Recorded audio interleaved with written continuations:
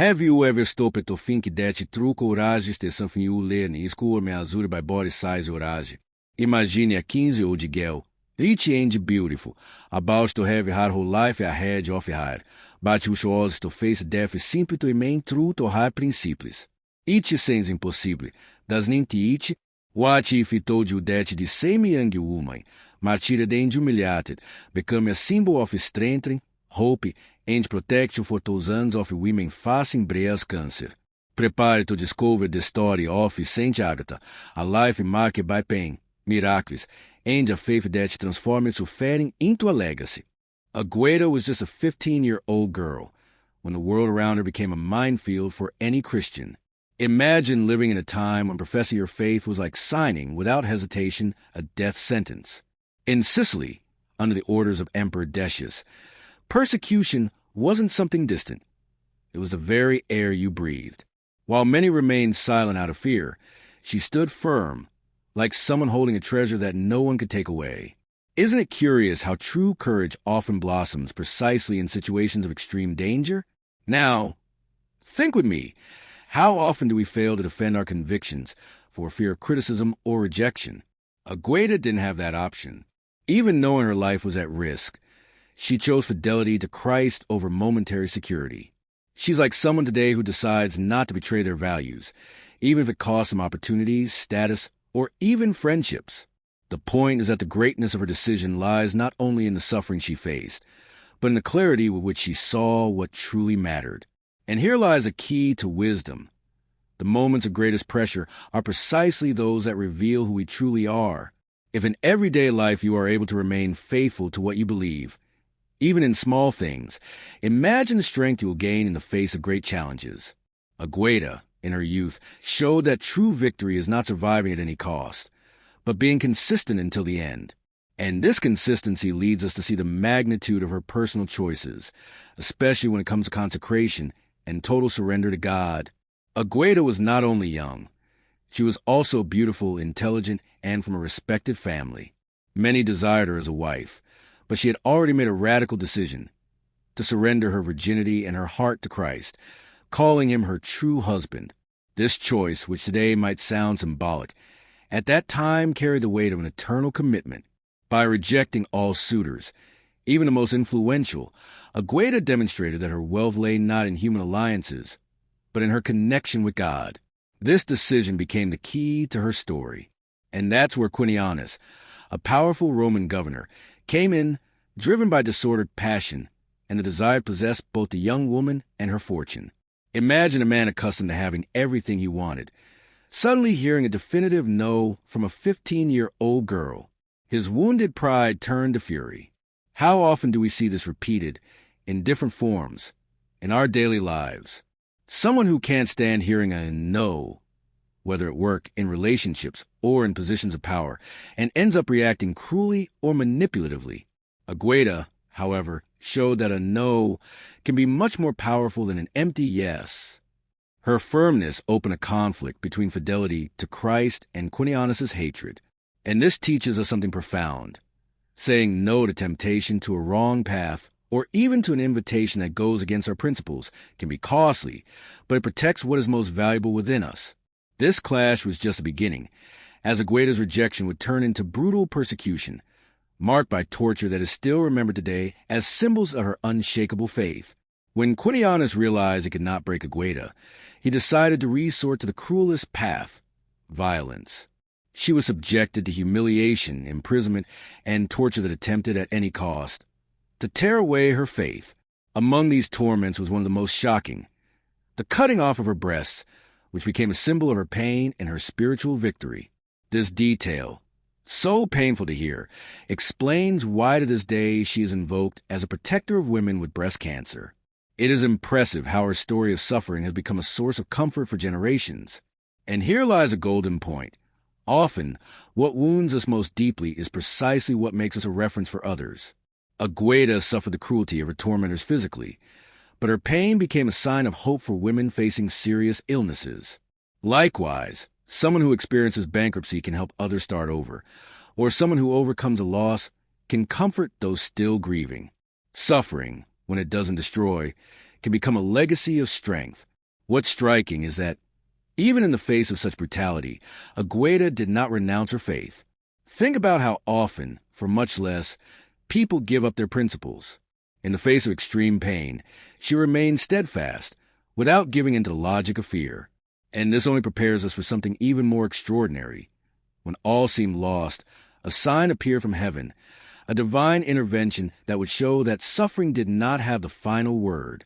After the most brutal tortures, Agueda was thrown back into prison, left to her pain and without any care. It was to be expected that this would be the end, but it was precisely where the extraordinary happened. Tradition tells that St. Peter appeared in her cell, accompanied by a child carrying a torch, and together they tended to her wounds. When dawn broke, the young woman was miraculously healed. Imagine the impact of this scene. A 15-year-old girl, restored in body and soul, ready to continue the battle that seemed impossible. And that's where the lesson comes in. In the face of the greatest trials, when everyone already expects defeat, divine intervention can arise and completely change history. Agueda could have fled. The guard were frightened and even opened a path. But she refused the easy way out and said, "God forbid I should leave the arena before I hold the palm of victory in my hand." This detail reveals something that applies to any of us. The best choice isn't always to escape from difficulty, but to face it to the end, certain that there is a greater purpose. Think of how often, in modern life, we look for shortcuts, abandoning a difficult project, giving up on a relationship that requires patience, abandoning a dream just because the road seems too long. Agueda shows us that true victory lies in remaining on the battlefield until we accomplish what we were called to do. And if the miracle of healing was already surprising, the entire city was about to witness another great sign, this time shaking not only the body of a young woman, but the very foundations of all Catania.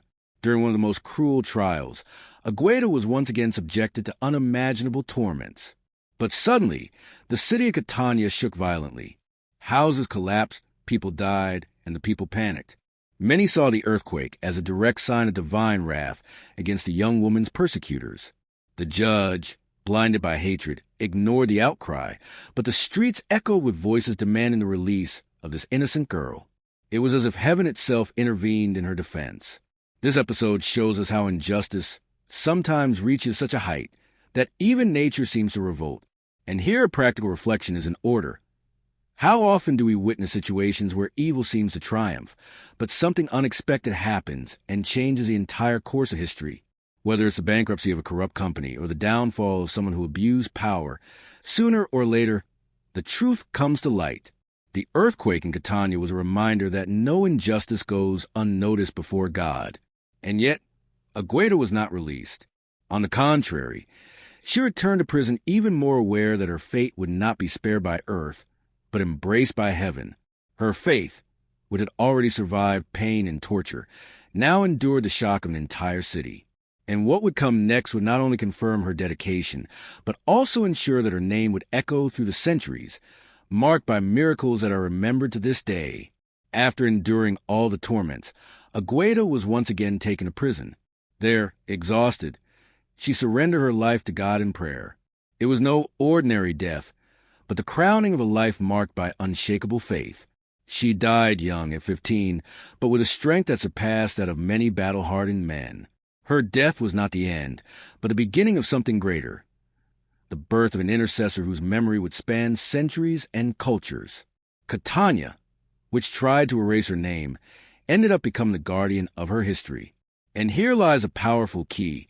We often think of death as defeat, but for those who live purposefully, it can be the seed of victory. Agatha left no writings, no material inheritance, but she left a testimony capable of transforming generations. That is why she is invoked not only as a martyr, but as a friend and protector of those who suffer. Her life teaches that no matter the age, no matter the condition, anyone who remains steadfast in their values can leave a legacy that transcends borders. This legacy continues to this day. Agatha is celebrated in various parts of the world, especially in Sicily, where her name is associated with protection against fires and volcanic disasters.